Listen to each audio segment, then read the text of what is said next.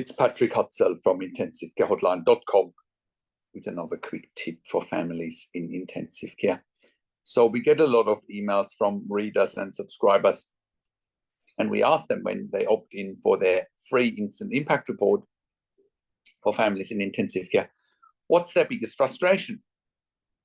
And here is an interesting frustration that we had this week, a reader saying, not being able to have any control over any of the steps in ICU. Well, whilst I can see that this is a frustration for you, there's a remedy to that. You know, I can understand that you feel completely powerless when you first have a loved one in intensive care. I get that. You know, that's one of the reasons why I started this channel and started this website, because I know intimately how families in intensive care feel, right? However, here is the big differentiator between families in intensive care who get what they want and who manage intensive care teams rather than intensive care teams managing them, right? You may feel at the moment, what are you talking about? What am I talking about? Managing intensive care teams, is that even possible? Absolutely yes. Absolutely yes. You need to start managing intensive care teams so that they don't manage you. And how can you do that? Well, you can only do that by starting with doing your own research, and you can only really do that by creating a professional team around you that understands intensive care inside out, and that understands intensive care just as much as the intensive care team understands it, so that you can get a second opinion and, most importantly, make informed decisions, have peace of mind, control, power, and influence, something that you think is not possible. Well, the reality is that the families that go on all in get help through us and also take responsibility for the outcomes. You know, by making a statement like that you're not taking responsibility for the outcomes. You need to take responsibility for the outcomes.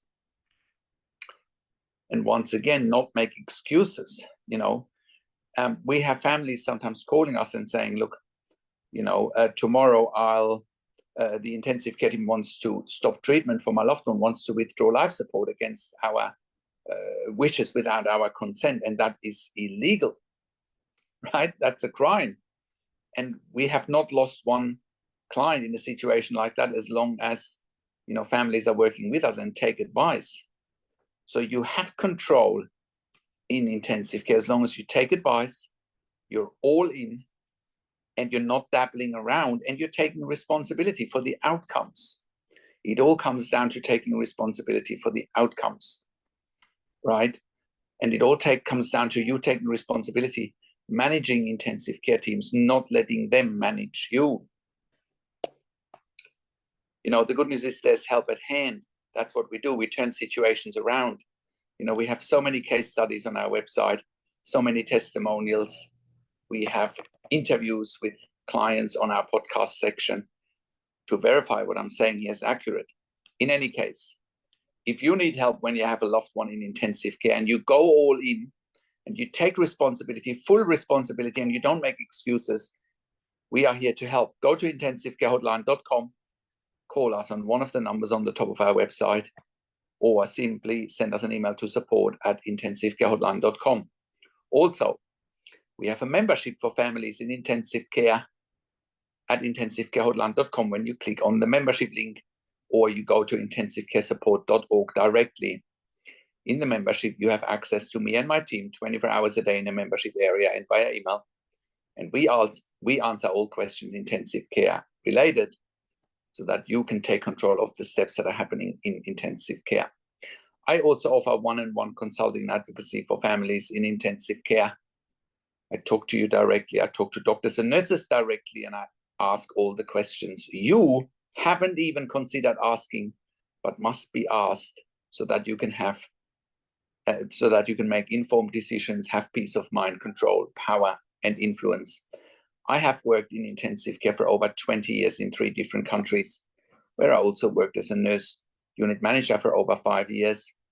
And I have been consulting and advocating for families in intensive care all around the world for over 10 years now.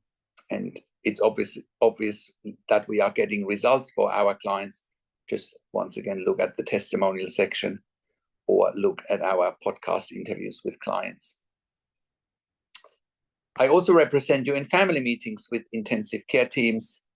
Once again, making sure you are not getting walked all over. I've been in hundreds of family meetings with intensive care teams, and it is critically important that you have an advocate by your side so that you can manage intensive care teams and not vice versa.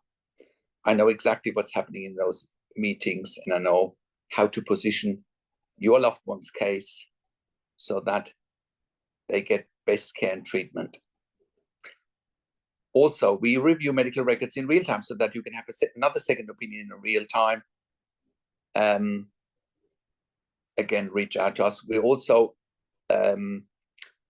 review medical records after intensive care if you have unanswered questions, if you need closure, or if you are simply suspecting medical negligence. If you like my videos, subscribe to my YouTube channel for regular updates for families in intensive care. Click the like button, click the notification bell, comment below what you want to see next, share the video with your friends and families. And thank you so much for watching. This is Patrick Hutzel from intensivecarehotline.com, and I will talk to you in a few days. Take care for now.